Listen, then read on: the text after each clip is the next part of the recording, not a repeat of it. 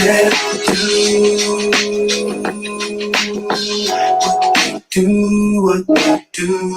they do.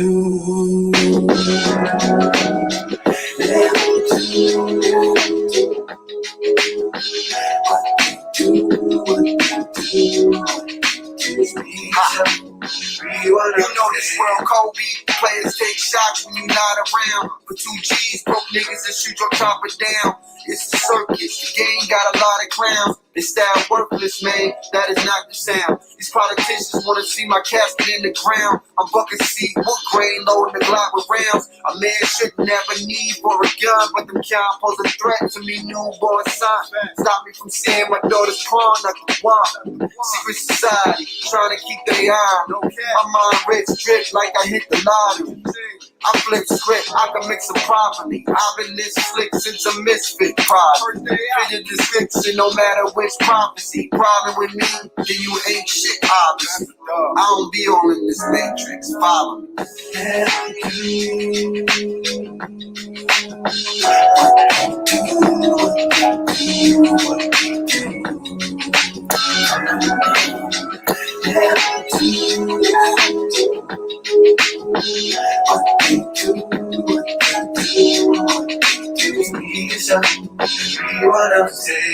It's not a vibe you can show, it come with a purpose. It's knowledge itself, you know what I say in my verses. Influence the way to break generational curses. Cause I'm solid and the same in person. America gave us the vibes, but we can't be certain. We're working, pulling the strings behind the curtain. Wizard of Oz, constant revisions, twisting the law to keep us at ours. A one-way ticket to prison of God, lacking resources and jobs. How you seated at the foot of a law, looking for more, sugars and dog, exposing everything is crooked and flawed. It's a natural reaction, us to look at it wrong. Repeat the past like a hook to a song. Gotta keep it 100 like I'm pushing that raw. It's that hunger you feel right before you book in that star. May you find your peace, my enemies don't even need a reason at all.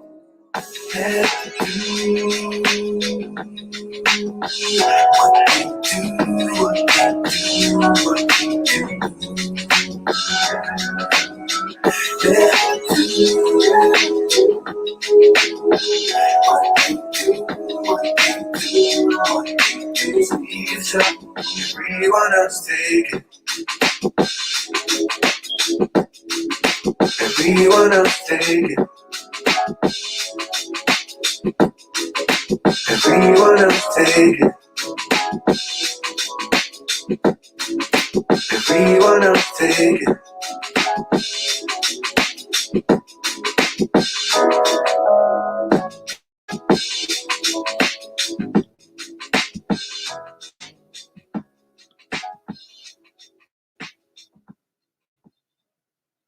Hey, how are y'all doing this evening? This is AMPspirationTTV's Tehuti Thoughts on Thursdays, and I am your host, the Plum Queen. Of course, I appreciate you guys giving me your time and your energy this evening. Thank you. If you like the track that you just heard, that is What They Do by my boy Jamar Milton. You can find that fire on all streaming sites. You already know how I feel about him and his music. It's popping, so definitely go on and check him out. All right. Well, today I was trying to figure out what I wanted to talk about. And I woke up and I saw this video. As I tell you guys all the time, I don't believe in coincidences. Everything happens for a reason. Everything that I come across, I don't care if I'm watching it, you know what I'm saying, if I experience it. And in the space that I am in now on my journey, everything means something. Okay, so I've been going through what I like to call, you know what I'm saying, my stage of leveling up. There are some things that I need to let go. I've been talking about this on my Sundays with Spirit, and you know, letting go is a really, really hard thing. And I didn't realize just how much, you know what I'm saying, I had locked inside of me. And you don't learn these things, you know, until you live life and you get those triggers, you know what I'm saying? And you know what I'm saying, so you can identify them. So I saw this video that popped up on YouTube, and I'm actually going to play it at the end. It's about 32 minutes long. So I hope if you're really here and, you know, really trying to hear this and trying to get this message, you'll stick around for it. I will also put in the disclaimer, you know, for all my conscious, you know, super duper woke folk, you know what I'm saying? Forget the messenger, just look at the message. You know, sometimes I post things and, you know, some people assume that because, you know, I'm all about, you know, our people, that I'm not supposed to, you know, post anything with, you know, with white people in it, you know, or whatever. This is all about the message. You know what I'm saying? If you're tripping about that, this ain't the level up for you. Okay. So pretty much this individual was talking about attractive energy. Okay. As we say, the energy you put out is energy you get back, you attract, you know what I'm saying? You know what I'm saying? I always tell you, no matter what it be, a relationship, an issue, you attract everything to you. Okay. So this individual was trying to give us five ways that, you know, you can let go so you can attract the things that you want, whether it be relationship, whether it be money, you know, whatever it is, you know what I'm saying, that you can attract it. And he was talking about his life and the things that he went through and how he figured out, you know, where his issue lies so he can fix it. Okay. So I identify not necessarily with his particular story, but my story was definitely similar. And the man had me crying today. I'm not even going to lie. You know what I'm saying? I was definitely boo-hooing, you know, while he was talking, because I definitely, you know what I'm saying, felt where he was coming from. And I felt like that was the breakthrough that I needed. I needed to hear that, you know what I'm saying, so I can finally move on, you know what I'm saying, from these things that are holding me back from moving, you know, forward to my next level. Okay. Now, in his story, you know, he was saying how he, you know, needed to let go of being needed. He had his father had married a woman who, you know, he identified as a narcissist. So I believe he said from the ages of 7 to 15, this woman was very controlling, you know what I'm saying? And, you know, him and his brother, you know, wasn't too fond of that. But then at the age of 15, the father got divorced, you know what I'm saying? So he no longer, you know, had those shackles or those, you know what I'm saying, those restrictions on himself, but those restrictions were still in his mind. So even though he had the freedom to do what he wants, you know what I'm saying, you know, as a contrast to, you know, having her around as a mom, you know, now he honestly didn't know what to do with this freedom because he was so trained, you know what I'm saying, and so used to being, you know what I'm saying, to being controlled. So as he got older, you know, he started to see that in his relationships, you know what I'm saying, his girlfriend, you know what I'm saying, he found himself attracting, you know, narcissistic, you know what I'm saying, and controlling women. Even in the workplace, the job that he chose to pick, his manager just so happened to be a very controlling and narcissistic, you know what I'm saying, individual. So I know a lot of people don't like to hear this, especially when they're in relationships or in situations that are comfortable for them. You know what I'm saying? We like to play victim and saying it's not us, but in fact it is. It is always you. You are the co-creator of your universe. So again, you choose that job. You choose that person to be with or to have a child with. You choose those situations. Maybe not when you were a kid, but when you get older, you make your own choices. And your choices, you know what I'm saying, are more than likely attributed to what you've been through and what you've been around. Okay? So I didn't grow up with my dad, but I did grow up with my mom. Okay? And she did get into a relationship with the individual. And I won't say that, you know, I won't say that he was overly controlling, you know what I'm saying? But some of those attributes that this individual was talking about, his stepmom, I felt the same way about my stepdad. Okay. So I identified with that. And I understood how he said that, you know, because even though now that I'm an adult and I am no longer, you know what I'm saying, in their household, a lot of the influences, you know what I'm saying, of being around him for the 27 years he's been with my mother has absolutely, you know what I'm saying, contributed to who I am and my thought process. Now, I've had these conversations with my mom, you know what I'm saying? And I've been diligently trying to work out these things because I personally thought that, you know, I was over them. I'm an adult now. I live on my own. I pretty much take care of myself. You know what I'm saying? So there's no reason, you know what I'm saying, for me to feel any type of way, you know, about him. But in reality is, even though I love what I have going on, and you know what I'm saying, I'm learning to have gratitude for the space that I'm in, but I do have, you know, insecurities about, you know, the things that I have going on. You know, I have associated, you know what I'm saying, success with, you know, maybe how many followers you may have or how much people support, you know, what you have going on. And sometimes it gets discouraging, you know what I'm saying, when you feel like you're not getting the results, you know what I'm saying, that you feel like you should, you know what I'm saying, or that you truly want. And I deal with that a lot. I don't come on here, you know, for likes and hearts. I don't come up here for numbers. I'm here to help.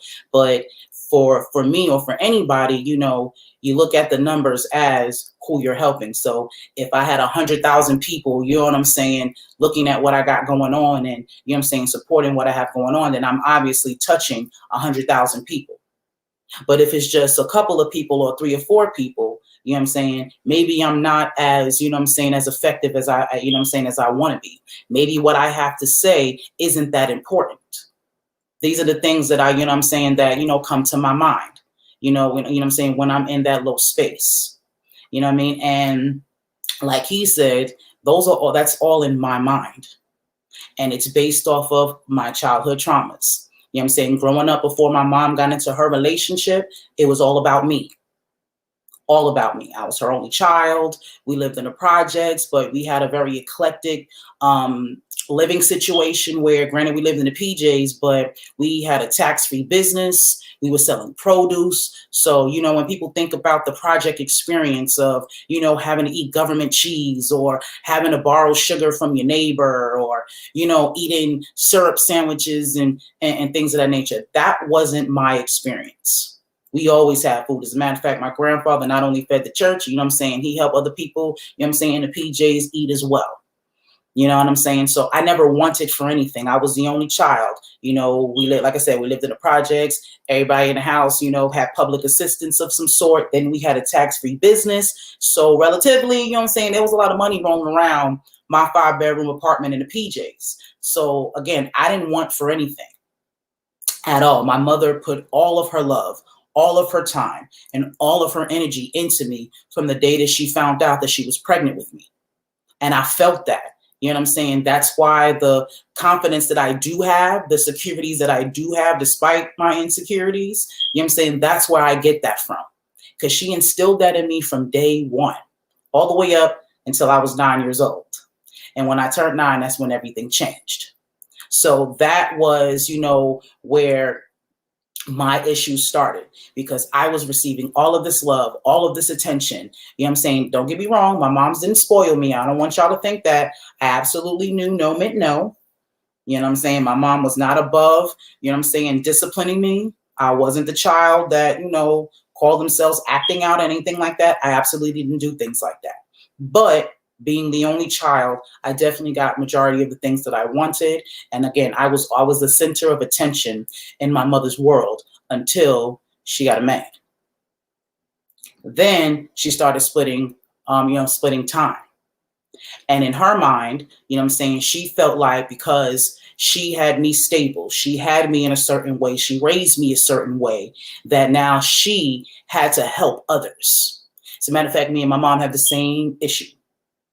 Because we were lacking, you know, well, at least we felt that we were lacking in certain areas. We felt like giving and fixing other people and fixing other people's problems was going to make us worthy. Okay, so I still deal with that. I believe she still deals with that too. You know what I'm saying? The more we help, what we do for people is what validates us in life. I strongly do feel that way. It's a subconscious. It's not something that I walk around thinking, but it's definitely something that I feel, especially with the people that are in my inner circle. You know what I'm saying? I can even say more specifically, you know what I'm saying, with my romantic relationship and my 2 best friends. You know what I'm saying? They are the 3 closest people to me. You know what I'm saying? So I do not like, you know what I'm saying, being at odds with them. I do not like if they ask something of me that I don't have it, or I can't give it to them. I don't like not having the answer.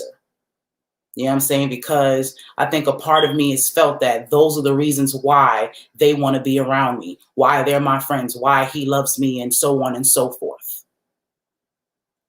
See what I'm saying? So I have used that as my validation. So whenever I can, you know what I'm saying, provide that, it makes me feel worthless. I don't say worthless, but it doesn't make me feel, you know what I'm saying, like I'm worthy, or worthy is not the word I'm looking for. Then maybe I'm not good enough. Maybe that's what I'm trying to say. You know, me having one arm and all that good stuff. I know I'm taking it like a G and all that good stuff. Don't get me wrong. I love myself and all that. But there is a part of me that, you know, sometimes feels that, you know, I'm lacking, or, you know what I'm saying, I'm just trying to catch up with everybody else.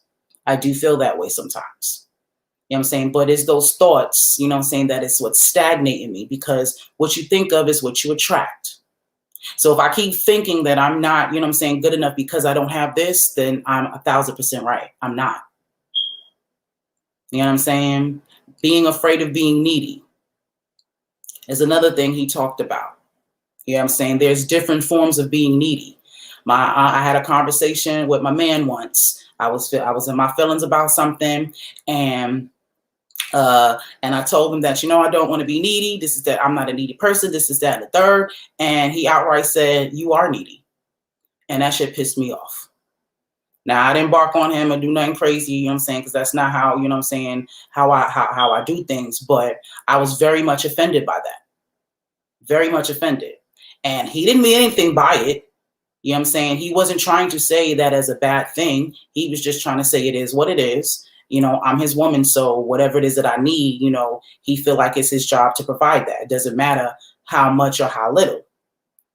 But for me, that was a problem, because I prided myself, you know what I'm saying, as not being needy. Even though I got one arm, even though there's some things that I can't do, I pride myself in doing everything that I possibly can on my own, because I don't want that label. I don't want to be labeled being needy, because I know a lot of people that have been around me who have been in less situations than me are needy as fuck. You know what I'm saying? And it is even irked my soul at some point, you know what I'm saying, at times. And I think that is me, you know what I'm saying, identifying the neediness in myself. Like, I need the same things that you need, you know what I'm saying? And yet you get to act like this, and you're being like this, and this is that and the third. We both needy. We both need these things, but yet you're doing this and you're doing that, and I'm not doing this and I'm not doing that, but you're getting this and I'm not getting that. You see what I'm saying? A sister of mine from the Lighthouse had told me, you know what I'm saying, even Jamar has said that you can't see something in someone else that's not in you. That's how you're able to identify it. That's how you're able to see it, because it's in you. No matter how small, you know what I'm saying, or you know what I'm saying, or how large. Okay? So in certain ways, I am needy. It bothers me saying that right now on camera. I promise you, it bothers me just saying that. But you know what I'm saying, in certain ways I am. I'm not in a situation that I feel that I want to be in. You know what I'm saying? So I do need things from other people. I do not completely control, you know what I'm saying, my life the way that I want to. And that does bother me. So I have to get over that. I have to understand that I'm right where I need to be. And there's nothing wrong with everyone needs something from somebody. I cannot take that personally and, you know what I'm saying, make it seem as it is a failure. Because the fact of the matter is, I do have one arm. I did get into a really bad accident. And I, you know what I'm saying, and I am doing my very best. So I can't, you know, beat up on myself, you know what I'm saying, about that. I have to also be able to accept that help, to understand that just because my mom took that from me, you know, because that's how I felt. I felt like my mom took my security from me when, you know what I'm saying, she decided to, you know, get with her husband and deal with him and his children and all that. I felt like she took, you know what I'm saying, my, you know what I'm saying, my comfort from me, because it was all mine. And then she gave it away. You know what I'm saying? And then put me in a position to secure myself. And as a child, that bothered me. So growing up, you know what I'm saying, it made me feel like I have to overly defend myself. Even with, you know what I'm saying, some of, you know what I'm saying, some of my mother's sisters. You know what I'm saying? My mom and my aunts, they had a very traumatic childhood. I've spoken about this before. You know what I'm saying? I may, tell it again and at a later date. But they grew up very traumatic. You know what I'm saying? So all the things that they do, say, or, whatever, is based, in that trauma. And because my mom went through that trauma with them, she has this level of empathy, for them, regardless of what they do. I don't share that same sentiment. You know what I'm saying? When I go through things with them, to me, that's abuse.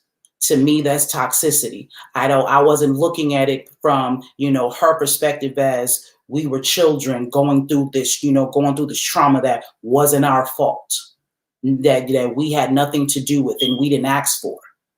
So that's what she sees. You know what I'm saying? When, my aunts do, the things, that they do or act the way that they want to act, you know what I'm saying? That I feel, is not comfortable for me. But because of that, whenever I would get into it with them as a younger child, for her, she had to play devil's advocate. For her, she needed to see both sides because yes, I'm her daughter, she loves me, but these are her sisters. You know what I'm saying? And again, she understands where they're coming from. Where for me, this some bullshit. So in my eyes as a child, my mother, wasn't protecting me. For me, that was a level of abandonment or neglect. So now, anybody that knows me, I'm very serious about protecting myself.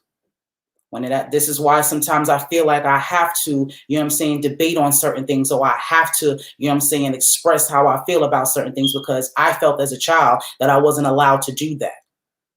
Because I had to, take into consideration other people's feelings, other people's shit. Because, as much sympathy as I have for what happened to my mom and them, I didn't do that. That wasn't my fault. You know what I'm saying? I didn't hurt them. So I should not have to take on that energy. I felt the same way about her relationship. Whatever they got going on, a lot of times I felt like I had to, maneuver my feelings and my movements around what my mom had to do, for her man. So now even to this day, I can have a conversation with him and it'll trigger me. Because like I said, I'm a grown woman now. I even understand, some of the things that he's went through in his life, his journey and his story and all that stuff. As an adult, I understand some of those things. But that inner child in me has not let some of that go. Because we don't even have to be talking about something deep. You know what I'm saying? It could be something political or just, regular conversation. But because, I had to, because as a child, I felt like I had to be made, to almost stifle myself to make him feel a certain way, whether that was my mom's intention or not. That's how I felt. So now when I have conversations with him and with certain things, I feel like I have to get my point across. That if he's wrong, he has to admit that he's wrong. Because in essence, that's validating me. That validates me in my mother's eyes. I feel like tearing up just talking about that, because that is true. I go through that because I want to be validated by my mother. Because my mother gave me all of that validation growing up when I was a kid before he showed up. I didn't want for anything. I never felt so, even like I said, living in the projects, I didn't have that project feeling because my mom gave me everything. And and that made me feel like she took that from me. And I gotta let that shit go. See, I can't be on here crying. I know this is real and all that jazz, but this is what I don't want. I'm 36 years old. My mom has been with him 27 years. I've been in my own place, in my own space for almost a decade. I shouldn't be shedding tears, for things that happened to me so long ago. There are people that I know have been through worse things, than I have. And this is why I need to let this go. This is why this is my theme, and I'm going to keep talking about it. You know what I'm saying? Because I'm not the only one who deals with this. I'm not the only one, you know what I'm saying, who has dealt with things, you know what I'm saying? And this is not bashing my mom. This is not even coming at him or my aunts or nobody.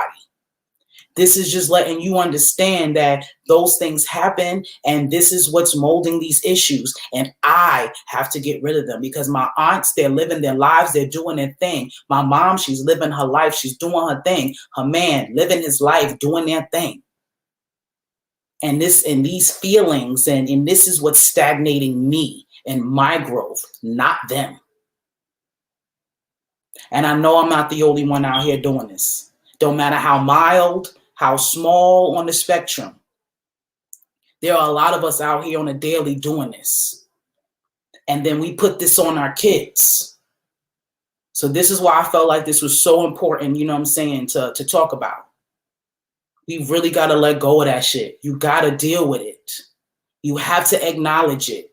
This is why I don't mind saying these things, you know what I'm saying, in public. Because I'm not the only one dealing with this, and it has to put that's especially in our community. All of this pushing stuff under the rug and thinking that stuff, you know what I'm saying, just goes away. It doesn't. It doesn't go away. It grows with you. And when you become an adult, now, you know what I'm saying, you're set in your ways and it's brewing it, and you don't know why you feel the way you feel about shit and why things are going a certain way. It's because you're holding on to that energy. We got to let that shit go. That is the only way we're going to attract, you know what I'm saying, the abundance that we want.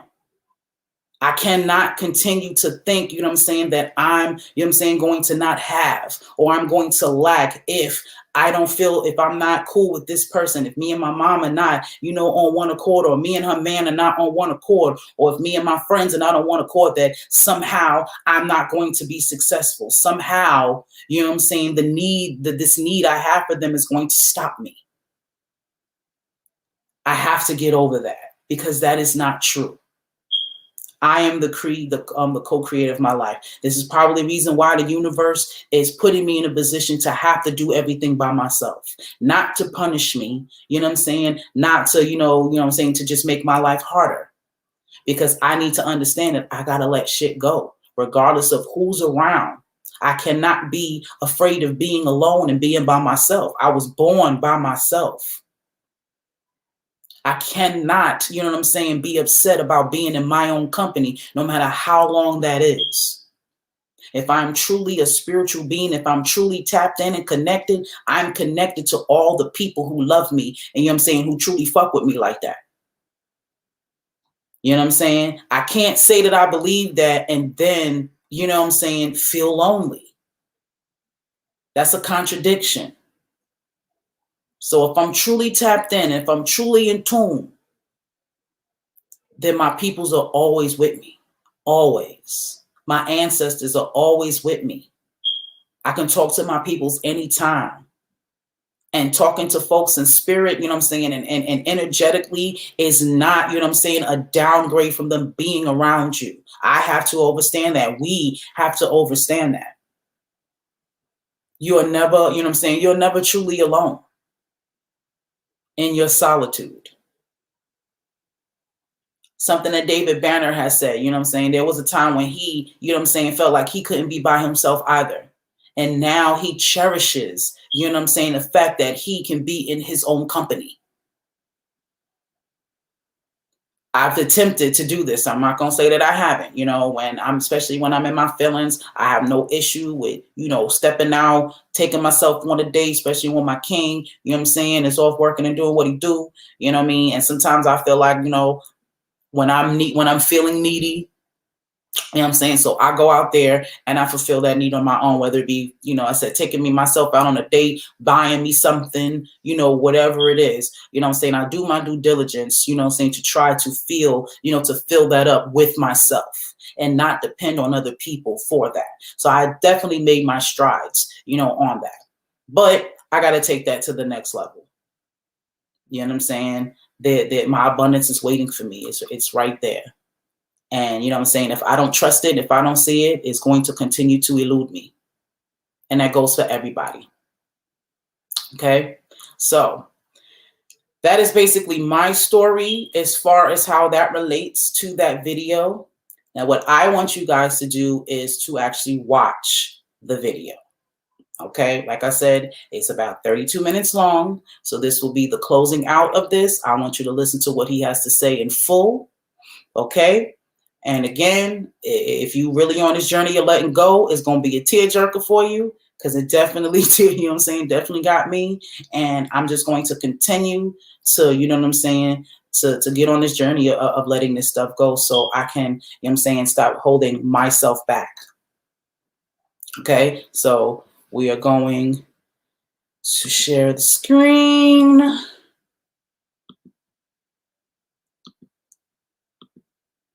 All right, so like I said, for all my super woke folk, never mind a man's a Caucasian, just listen to what he has to say. The less attached you are, the more attractive you are. Or you could say, the degree to which you are detached is the degree to which people will attach themselves to you because it's attractive. So when we talk about attractive energy, understand that people are attracted to somebody that is in their own frame and doesn't need something from them. Doesn't need their approval, doesn't need their validation, doesn't need them to like their Instagram post, doesn't need them to text them back immediately. Somebody that is doing that, that is conveying a sense of value. And the degree to which I realize in my own life, this guy right here, that I've been to let go of what other people think, let go of labels, let go of limiting beliefs, let go of attachments, is in direct proportion to the degree to which I've had really good shit happening to me. A lot of great opportunities, a lot of expansive growth, and attracting love. Like, these are all things that came in for me when I really let go. And in this video, I want to share you 5 secrets to letting go that will make you more attractive and that will completely transform your life. And when you start applying them, it changes everything, because you start realizing who you really are, and you start letting go of what you are not. So this video is something that can plant the seeds that can really transform many different areas of your life, whether it be love, whether it be going for your purpose, your health. And I'm going to show you exactly step by step what to do and the secrets that I've applied in my life in this video. Welcome back to another video. My name is Aaron, and I help people expand their consciousness. Now, this video implies something somewhat interesting. First off, let me say that right off the bat. So it says 5 secrets to letting go that make you attractive AF. Now, when we talk about you being attractive, understand that there's a belief there that kind of implies that you may really care what other people think of you. I know for a long time, being attractive to me meant validation. If I was attractive and people were giving me attention, I felt validated. If somebody else was paying me attention, or I had somebody that was texting me that liked me, I felt validated. And while it can be a side effect of letting go that you become more attractive, I would encourage you to first off become aware of the belief there that you need to be validated, because if you start to validate yourself, you will become more attractive. This was a game changer for me on my path of letting go and being attractive and having attractive energy, was killing the neediness. This is one of the secrets to letting go. It's killing the neediness, because neediness keeps you in an energy where you feel like you're in lack. And many of us growing up, we had childhood trauma or childhood experiences that had us feeling lack, that had us feeling needy, and normally it stems from needing something or wanting something from our mom or our dad. Maybe it was their attention, maybe there was approval, maybe there was their emotional availability. Whatever we wanted growing up that we didn't get, a lot of times what happens is those same patterns remain on autopilot. Those same patterns remain in us attracting people that are similar dynamics. So it's very important here to realize that the thing you may crave is actually the thing that you need to give to yourself. And one of the ways you give it to yourself is you become aware of the belief, you become aware of how in childhood you craved that. I realized that growing up, I craved validation and attention, and I felt like that was taken from me when I was 3 years old. I look back at my own shadow of this. When I was 3, my brother was born. And first off, when I was 1, my mom's dad died. And when my mom's dad died, which is my grandpa, I guess, and she had a lot of trauma with him, and that's the whole side of the family. But when he died, she went through a lot of emotional pain, and she was like, she didn't eat for weeks. She said she lost 20, 30 pounds. And you can ask her parents this stuff, by the way. I was asking my mom and kind of like interviewing both my parents to see what was their childhood like, because a lot of times energy is stored in ancestral lines and then we kind of have it. But for my mom, it was when I was 1 or 2, she was feeling a lot. She was feeling a sense of loss, grief. So imagine I'm 1 year old and I'm like looking for attention and affection and nurturing from my mom, and I can tell that she's like emotionally distant because she's in her own reality, processing the fact that her dad passed away and that there's a lot of unprocessed emotion and energy there, a lot of pain and trauma. So I'm then feeling, oh, is something wrong? Is something wrong? And then what happened is I would tune myself to my mom or tune myself to other people and think, can I fix them? If I can fix them, then I can get them to love me, nurture me in the way that I want to be nurtured and loved. And that was something that was when I was 1 or 2. And from then at 3, my brother comes into the picture, and my brother has all these health complications. He had asthma. He was always in the hospital. Andre Agassi actually at one point came into the hospital and gave him a truck or something like that. I don't know if he still has the truck, but I always remember that. And at 3 years old, the attention shifted from me to him. And then because there was so much attention because he was sick or was in the hospital. He wasn't always sick, by the way. It was sometimes, I don't know. It's an interesting thing where maybe some of it was exaggerated for attention or something like that. But nonetheless, he got a lot of attention. And my mom and him, like were always in the hospital, stuff like that. But nonetheless, the attention then shifted away from me to him, and then I started feeling like I wasn't worthy, like I didn't matter. And even growing up, I then had this thing where I was afraid to shine my light. I was afraid to outshine my brother, and I would do everything I could growing up to not be in the attention or in the spotlight because it would make him feel small, because he was used to getting all that attention. You know what I mean? Obviously, from like a young age, just always getting it. So validation and approval is something that I wanted and craved, but didn't know what to do with. And I didn't want to outshine anybody, because if I outshined anybody, then it dimmed their light. So it was this weird thing. But what I had to learn to let go of is to let go of other people's validation of me. And I had to let go and realize that there was a belief there that was keeping me in a form of box, a belief that was keeping me feeling non-validated, because I wasn't validating myself. That was where the neediness came from. And just to take this a step further, this might be kind of deep for this video, but one of the biggest epiphanies I've ever had in my life is realizing that I was attracting women that I felt like I needed to fix, and I was doing them a disservice. I was implying they were broken, and I was attracting people that I felt like I could fix because I got a sense of worthiness and validation off fixing them. And they'll never leave me if I fix them, right? That was the idea behind it.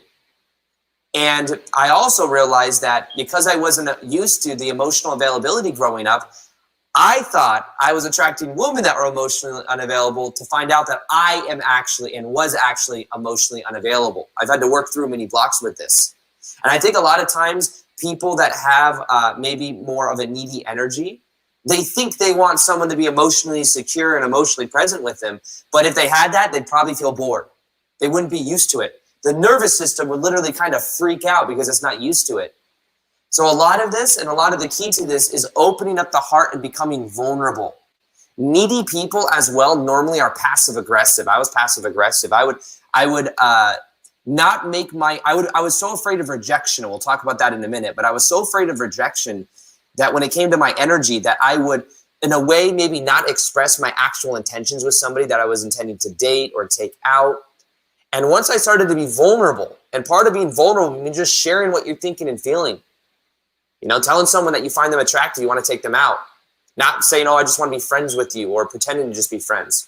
And putting because that's what the feminine really wants as well. The feminine wants to feel safe in the container that the masculine is able to kind of put in front of them, and to be honest and to be authentic. So when I started to more so be vulnerable and to realize that I have a closed heart and I'm attracting people that I feel like I need to fix, but I need to open up my heart and become open, that was a key. Now, one of the other keys, though, is I realized that I felt shame growing up because I felt like I was broken because of the emotional unavailability when I was 1 or 2 or 3 years old and the attention shifted to my brother. What I had to do is I had to realize that a lot of the stuff, like my mom going through a lot of stuff when I was growing up, that was her stuff, not mine. I could then separate the internalization that there's something wrong with me and realize there's nothing wrong with me. I was absorbing my environment growing up and absorbing meaning based on what was happening, unconsciously, of course, because I was a kid. But then I realized there's nothing wrong with me. It's not my fault. It's not my fault that happened. A lot of times the parents might divorce. We think it's my fault. It's not your fault your parents divorced. It's not your fault you had an emotionally unavailable mom or an emotionally unavailable dad. It's not your fault if a parent left you. It is not your fault if a parent cheated on their parent. None of that's your fault. None of it. You are worthy for being you, and when you start realizing you're not broken, that's when everything changes. When I became aware of this, by the way, and I let go of that shame, by just being aware of it and choosing to let it go out of awareness, I started to attract so many great opportunities in my life, dating potentials. I started opening up my own heart. I realized I had to open up my own heart to people. I was the best person at like meeting somebody and then finding reasons why we shouldn't date or I shouldn't go forth with it. And the reasons were protecting me from emotional availability. It's funny how the mind works. Now that's the first one, is the validation, letting go of that. And that's a secret to letting go, is becoming aware of it, choosing to let it go. But if you give yourself validation, you will immediately be more attractive. Now the second secret to letting go has to do with abandonment. One of the biggest limiting beliefs that we all have, and one of the things we're afraid of, is we're afraid of being left alone. We're afraid of somebody abandoning us, rejecting us. And that will hold us back. And that's because we're being attached to other people's approval, to other people's love and affection. And this was the key for me. Now, I realized this with friends and family. What I would do is I would completely abandon myself to make other people happy. Now, for many of you listening to this right now, you may have had and be what is considered an empath. If you figure and you identify as an empath, like this video or comment below. Like this video and comment below and say, I'm an empath. If you're an empath, I want to see how many people are empaths on this channel. My guess is, look at the likes below. You'll see there's probably a lot of empaths. When you're empathic, many times what happens is, as a child, you went through trauma. And what happened is you started to tune yourself. You had to tune yourself to the outside. You had to tune yourself to other to survive.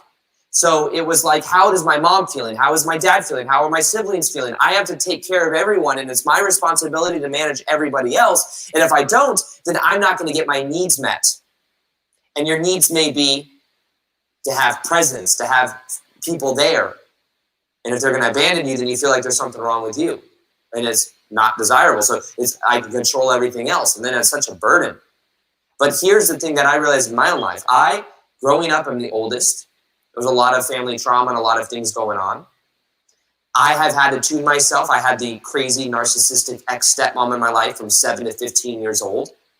My dad divorced her when I was 15. And all of a sudden I have all this freedom. But what I realized is I have this pattern where, because 7 to 15 years old, my brother and I had to be perfect for my ex-stepmom. We had to constantly tune ourselves to her emotions to understand how she's feeling. We weren't allowed to, have friends. A lot of times we were locked outside, or we were, controlled. And then all of a sudden I have this freedom, but I wasn't used to it. So I kept attracting people into my life to reflect that back to me. That I didn't feel worthy. But a big part of it was that then I was so tuned to everybody else. I know anybody, I can feel people's intentions. It's part of being super empathic, and I know many of you have that too. But one thing I realized I've done is I want people's validation or approval or whatever. I'm afraid they're going to leave me. So I say yes to things I really don't want to say yes to, even at the expense of myself. An example of that is me saying yes to like traveling. I've told this story so many times, I feel like I don't want to be too repetitive, but I'm going to let that go right now. But a friend's birthday party, had to drive 10 to 12 hours because there's no flight into the specific place in Colorado to get to. And I had to cancel photo shoots. I was a week before I was going to Costa Rica. So all this stuff I canceled because I just couldn't say no. And it was funny, 20 people were invited to this party and only like 4 people showed up because it was so damn hard to get to. And it's a great friend of mine, so there's nothing against her, but it was my own lesson because I realized I overextended myself, had to drive 10 hours, and I had the lesson on the way back because it started snowing in Telluride, Colorado. And on the way back, guess what? There's these crazy fucking cliffs that I'd have to go around. And it was snowing, so anytime I'd have to like pump the brakes not to like just slide, and I'm sliding around these freaking cliffs. It took me like 12 hours to get home, and it was crazy, and it was because I felt like I couldn't say no. So what happens is I sacrifice myself at the expense of other. I'd be in relationship with someone, I'd be trying to fix them. I would lose and let go of anything I wanted, put my own needs to the side to make somebody else happy. And guess what? There's a loss of polarity and attraction because I'm not in my own masculine frame. But the thing that I encourage you to do is to stop abandoning yourself for other people. You may be abandoning and like caring so much about what your mom or dad think that you're not going after your actual purpose. Become aware of that and realize you're abandoning yourself every time you just go to college because your parents want you to go to college, but you don't want to actually go. Stop abandoning yourself for others. And when you start showing up for yourself and you stop abandoning yourself, people will stop abandoning you because they will see that you're in your own presence, you're in your own energy, and you're able to easily say no. I just started saying no to people that were trying to hang out with me and be in the old pattern when I was going full-time on YouTube. Because if I kept saying yes to always hanging out, then I wouldn't be able to make my daily videos on YouTube for me to actually grow into my vision. I had to stay committed to my vision. I had to stop abandoning myself for other. And that's one of the things that I highly recommend you do, is to stop abandoning yourself for other people. And start realizing that what you can do is start to get into your own frame. That's what really changes everything. Now, one of the next things is about understanding this one truth of reality. This is a law of reality. This is a paradox as well. When I learned this, I realized that you have to let go. You don't really have a choice. Everything in the universe changes. That's the only constant. The only constant in the universe is that everything is going to be changing. So knowing that everything's going to change regardless of whether you're attached to it or not, the decision, the choice is, well, if I remain attached to it, then I'm going to get pain. So why stay attached to it? I've had many different areas of my life change. Even my buddy Victor, he came over the other day. We were doing this challenge thing, and he was talking about how he was like pretty much tearing up and crying on this live because he was realizing that his 3 kids, they're like 4 or 5 years old. One of them's like 8 or 9, and then one of them's like 11 or 12. They're growing up. They're getting bigger. And he spent a long time building his business, and he spends so much freaking time with his kids. It's ridiculous. Like all day, every day, pretty much. But it made him very sad because he started to realize, you know, like his oldest daughter just wants to kind of hang out with her friends now. Starting to look older.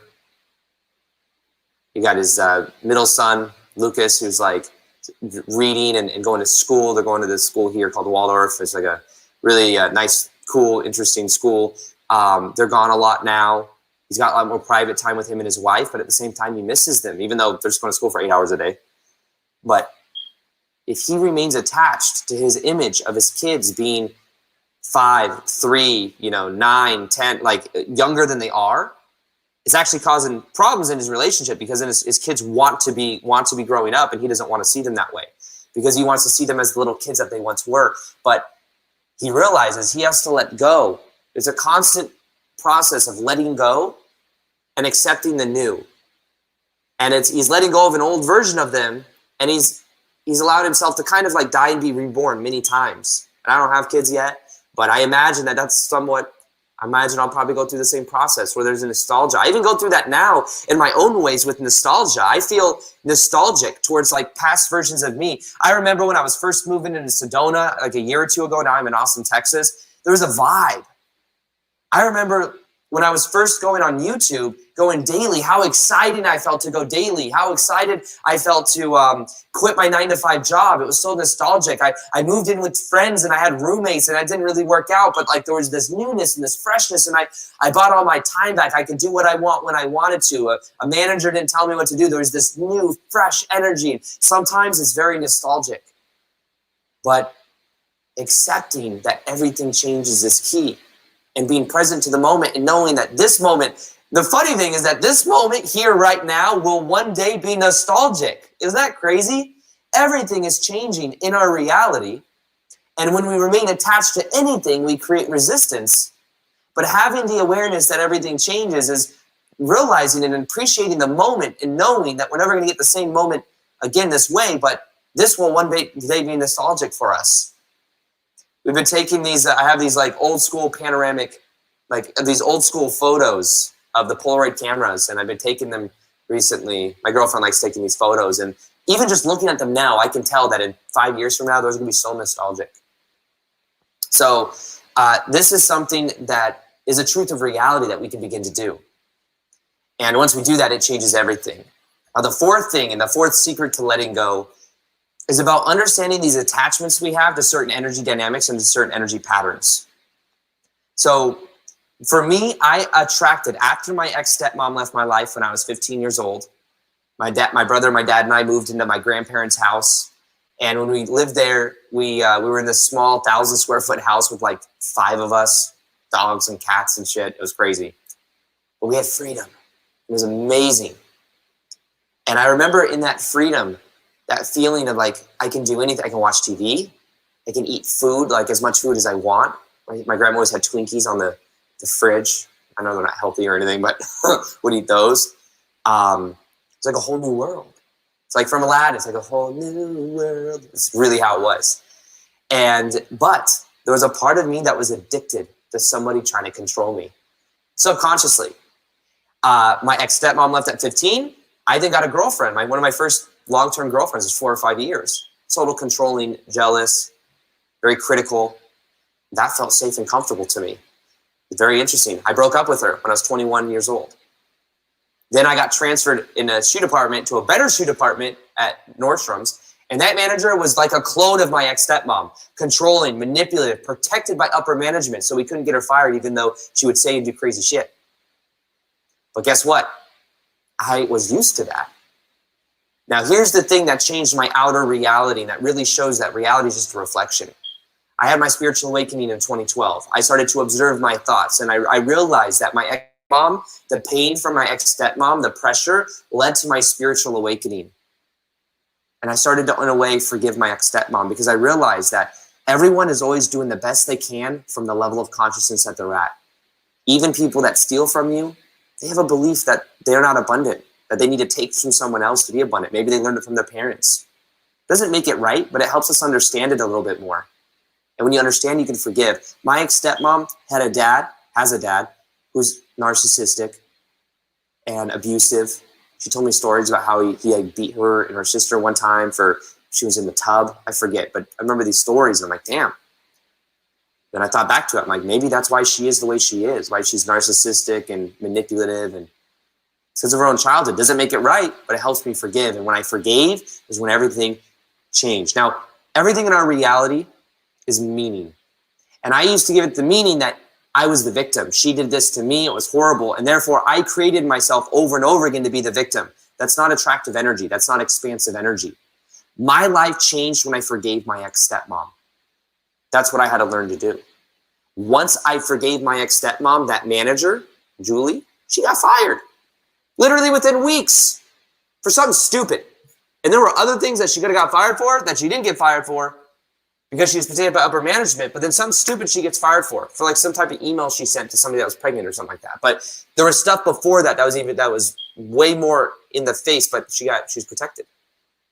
Outer reality changes when you change your inner reality. And one of the keys to us moving into a higher level of consciousness has to do with forgiveness. Now think about it. Forgiving. Let's look at this word real quick. The word forgiveness. Now think about it. You're giving things meaning.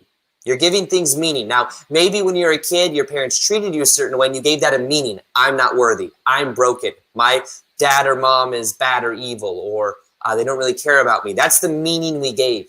That meaning that is on autopilot, and then in 10 years from now, your spouse, your family, you feel the same way about them as you did about your parents because you've given it that meaning, that relationships mean this. Forgiveness, for means before. You are taking away that meaning and you are forgiving someone. You are realizing that that's their shit, not yours. Maybe that's their meaning that they had and they're just living in alignment with it. My ex-stepmom that was emotionally, physically, mentally abusive, that was the meaning that she had in her life based on the way her dad treated her. So she was treating my brother and I that way up until I was 15 and my dad divorced my ex-stepmom. But I had to then look at that meaning and realize it doesn't mean I'm not worthy. It doesn't mean I'm not good enough. Doesn't mean I'm broken. Doesn't mean I deserve somebody to control me and to treat me that way. But I need to forgive the meaning. I need to, instead of give it that meaning, I need to take that meaning back and realize that it's not mine. Forgive before giving the meaning. So the key to this is freeing yourself. This is really the key, freeing yourself. When you free yourself and you take back the meaning and you realize that everyone's doing the best they can from the level of consciousness that they're at, that's what changes everything. When I did that, everything in my life began to change.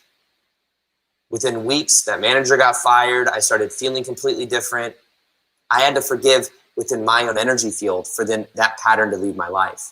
And even since then, there's been a couple little narcissistic things I've noticed in certain people that I've attracted, but I become more and more aware of how I can forgive other people. Forgiveness really is the key to us creating this new world and to us really having attractive energy, because when you are attached, it means you're attached to a meaning. You're attached to a meaning that you're a victim or that something is going wrong or that it means something. And when you let go of that, you become free. So work on becoming aware of what that meaning is and then just choosing to let it go. Meaning is like a story. It's like a belief. The story that you're not worthy, that you're not good enough. And the fifth secret is one that is probably one of the most important to letting go, and it has to do with killing the payoff. There's a payoff we get from attachment. If we're attached to an ex, the payoff we're getting from that is a feeling of aliveness. The feeling that, and there's a belief there that if I stay attached to you, even though it's completely butchering the energy, then you'll stick around and you won't leave me. I don't want you to leave me. If I can control you not leaving me, I won't feel abandoned. Instead of realizing you're abandoning yourself to make that work, to make that happen. But at the same time, the payoff we get, one of the biggest payoffs we get, anything we do is because there's some form of an emotional or there's some form of payoff there. A payoff could be positive or negative, but it's the reason we do things. So the payoff I was getting from the ex-stepmom situation is I was feeling the safety of someone else controlling me. There was a sense of safety there. I remember that when my dad divorced my ex-stepmom when I was 15, I remember that my ex-stepmom and her mom, my ex-grandma, I guess, was throwing our clothes in the dirt in the front yard when my dad and us and my brother went to go get our stuff after the divorce started to happen. Very dramatic. But from throwing the clothes in there, I had this moment of realization where I was like, even though before we had zero freedom, that felt safe. I can do anything now. I can watch TV, I can eat food, I can have friends. But there was an anxiety with that. And it kind of freaked me out. No worries. Guess what happened? I attracted more people into my life that could try to control me. That's the payoff I got, though. One of the biggest payoffs we get is the payoff and the addiction to being right. I was right. See, I am a victim. I'm right. I was right about this. There's many times I've realized that I was right in my own perspective at the expense of happiness. I've argued with people on Expedia over a flight increase when me and an ex-girlfriend and I were getting tickets, and her ticket went through first, then my price went up, and I was like, no, we were booking at the same time. It shouldn't have gone up. And I realized that I was mad about it for 3 hours. And then all of a sudden I realized, wait, My addiction to being right now is what's causing me to feel, and it makes no difference. I was so abundant at that time. I mean, even now, so abundant that the $100 difference doesn't make a big difference to me. So to some people it may, but I'm just saying, like, it didn't, yet I was so, it was lowering my vibration for a day because I was addicted to being right. So how do you kill the payoff? You become aware of it, and then you see that it is actually hurting you. I became aware that I'm right. I feel alive. Some people, they get angry, and that's their payoff. They feel alive. Angry is a higher vibration than that of the emotion of shame and guilt, and like a passiveness and apathy. But it is like, you don't want to stay there. You want to become aware of these things. You want to kill the payoff. The payoff is the reason you were doing these things. When you become aware of the payoff, you can then start to let that go. And I realized that in dynamic relationships, I had that needy energy or that like wanting from someone else. I was used to that payoff of like feeling alive. And it was replaying similar childhood wounds where I didn't feel like I was enough. Once I became aware of that, I was then able to let that go and to see the pain of that, the pain of me not feeling enough and believing that I'm broken. And then I keep attracting people to reflect that back. Once I changed that and I realized that I'm not broken and I started to open up my heart and be vulnerable, that's when everything began to change. That's when then my energy became more attractive and people started coming in, dating potentials, met my girlfriend. Everything changes when you change and when you begin to let go.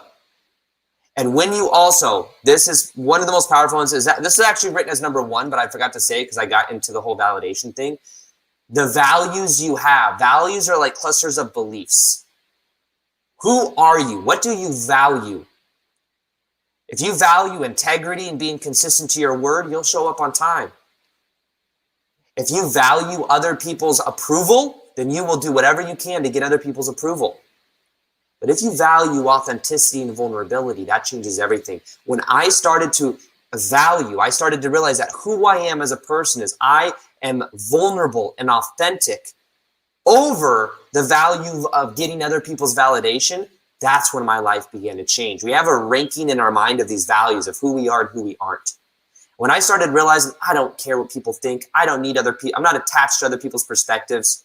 I'm going to be myself and be grounded in myself and be grounded in my own body. And when I started to do that, my energy became very attractive.